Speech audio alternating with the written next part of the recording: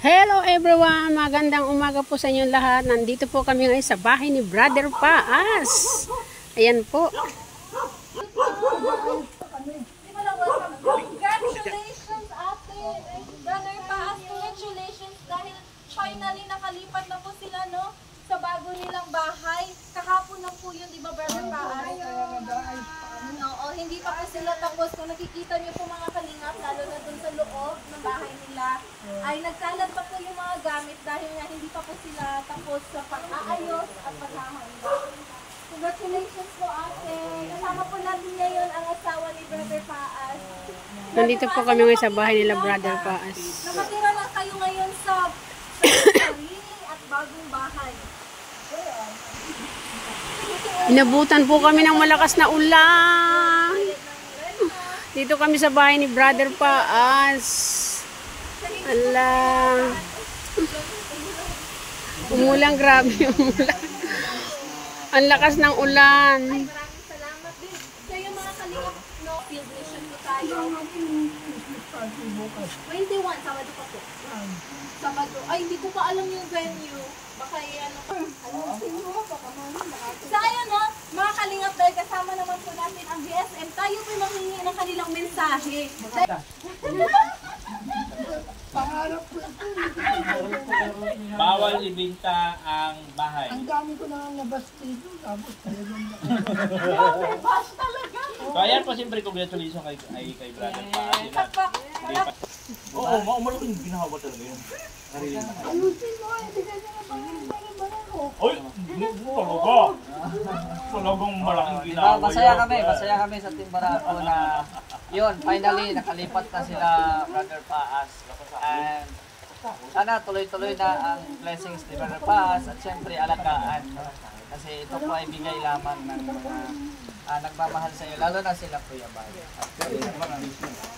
Ayun o. O ikaw. Bahay ko ito, pinahirapan ko ito, hindi pa babayaran. Hindi ka naman galit niyan. Parang galit po siya. Natabihan ka lang. Maraming salamat kay Kuya Bal pa rin ha. Kuya Bal sa bahay na pinigay niyo kay Brother Paas. Yeah! Wala pala kami mag-ayos sa bahay. Ganyan ka talaga kamahal ni Kuya Bal. Salamat Kuya Bal kasi dapat ito pa ang sistema. Alam mo, ang laki ng pinagpasalamat ko kung hindi kami nagkakilala ni Bal. Actually, ang best friend ni Bal, kapatid kong si Rocky yung namatay na. Pastor din yun, oo. Delikado pala pag may nagiging kaibigan si Kuya, nangangalib ang buhay. Hindi namatay yung kapatid ko. Ikaw sa So mga. kami ang magkasama sa ministry ni tatlo kami. Okay. Tapos nung nawala yung utol ko, nagtulong-tulong ako sa church ni Bal hanggang sa nagtira kami sa Sabala, yung unang church doon sa Sabala. Tapos yun, nakabili siyang tricycle, nag-drive akong tricycle. Hanggang nangangarap ako magkabahay.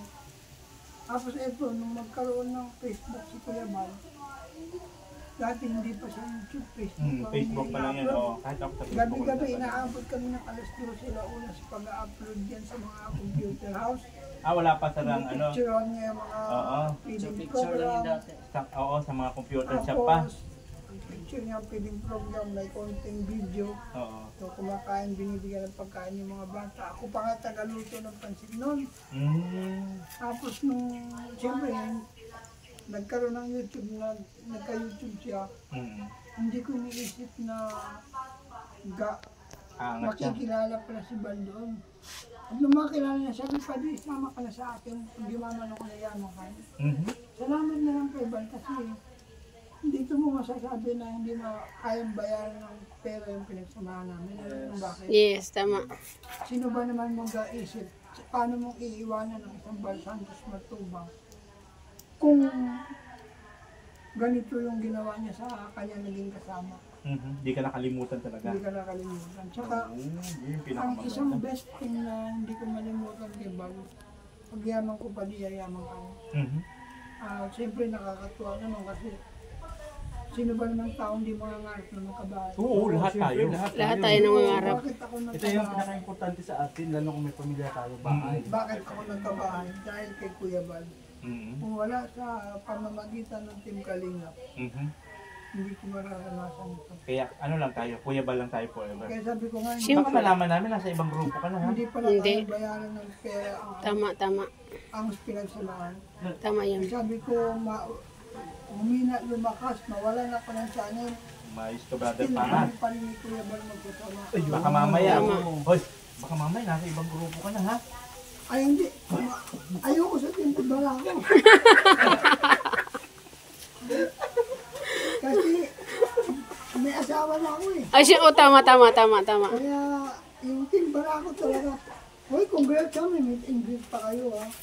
Hindi naman meet and greet yun, banding lang yun ang happy Banding lang life, yun. in-invite lang kami. Oo. Kasi pag meet and greet, talagang mga supporters mo yun eh. Oo. So kumbaga, in-invite lang naman kami, nagkataon lang yung kami. Sinama na kami. Kaya salamat sa buhay ni Kuya Bal. Oo, talaga marami na bago ang buhay. Hindi lang, alam mo, sa totoo Hindi lang, lang ikaw. dapat magpasalamat yung mga vlogger na kung hindi sa pamamagitan Yan. ni Kuya Bal. Mm-mm. Sa tangkungan sila pinulot ngayon. Tama. Totoo yan. Ang dami kayang mga vlogger na Vlogger.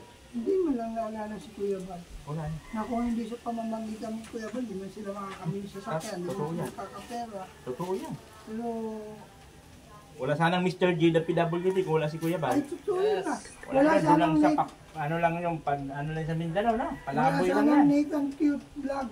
Oh, di ba? Oo. Wala to. Wala, Brother Paas. Walang cute na Nathan kung wala si Kuya Bal. Ano man yung channel mo dati? Hindi man yung Nathan. Oy, nitang cute man yun, dati pa. Si Bebang yan. Bebang yun. Oh, dalawa pa, Bebang. Oh. Pero alam mo, si Kuya Bal kasi, kami ay nasa biyahe. Nandua kay Nathan.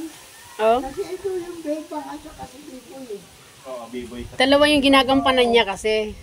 Oo. Doon ako na-discover ni Kuya. Oo. Yung Tapos tambang. kaya nagka-interest, kasi habang nanonood si Kuya, katawa ng tawa. Pwede mo na, ito ako, pinanonood ko. Ikaw si Bebang at saka si ano. Oo. Siya yung una-una nagsundo sa akin nung pumunta ako dito sa Daet. May dala-dala pa siyang, may pasan-pasan ka pa na pong, tulugan po. Kung Doon pa tayo nagkita sa Cool Radio. ano Sa nga baba. tayo, dala-dala ko na yun. Oo, kaya hindi ko Kaya alam niyo po, ang batch lang talaga. Kasi ba? Sila nita ng batch 1, di ba? Hmm. Ito kasi si Nathan talagang buros kung ang dating nito. Nung pinangulit ko dito, Lula ka ba, pre? wala ko nga eh. Layon. Mulangin sa laki ng katawan. Dinadaan sa laki ng katawan eh. Oo. Ayan po mga kabayan, siyempre masaya kami at si Kuya ay si Brother Paspat bumalik na po sa dati niyang kalusugan. Kasi nung una ko siyang nakita, nung nakahilata man to, akala ko matitigok na talaga. Wala masamang damo man. Di ba? Pag masamang damo, matagal mamatay. Dating masamang damo. Dati yun, dati. Kaya nagbalik loob na siya. Oo.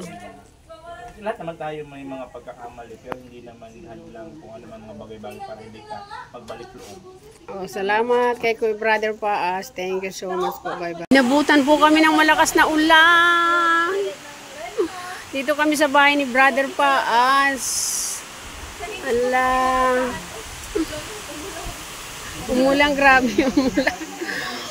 Ang lakas ng ulan. Maraming salamat din sa yung mga kalingap no field ano sa Basod nag-i-interview din sino nakalipat na si Brother Paas at laking tulong din po ni Kuya Val Santos Matuba. Salamat sa take-up na siyang... Oo, siya. So, napakalaking bagay pag may God's favor. Ito na yung bahay ni Sister Tess at ni Brother Paas. Kaya nga, nakarating din ako sa wakas ng kanilang bahay. So, kung makikita nyo, bagong lipat sila ngayon, kaya magulo. Yan, talagang ganun. O, diba? So, thank you sa Kalingap. Tayo nakarating dito. Napakaswerte ni Brother Paas dahil mayroon team Kalingap na nagmamahal sa kanya. Isa siya sa mga tinutulungan ni Kuya Bal. Ito po ang kanyang lugar. Ayan po. Napakaswerte din namin at kami nakarating dito. Sinamahan po kami. Ang ganda ng lugar nila, Brother Paas. So, tingnan natin, may puso pa doon sa likuran. Ayan. Itutur na natin yung bahay nila. O, diba? Ayan ang bahay nila. May puso pa sila. O, ayan o. Ganda. Ang laki o. Lawak nila. Lawak ng bahay nila o. Na, pwede ka rin mamayabas dyan o.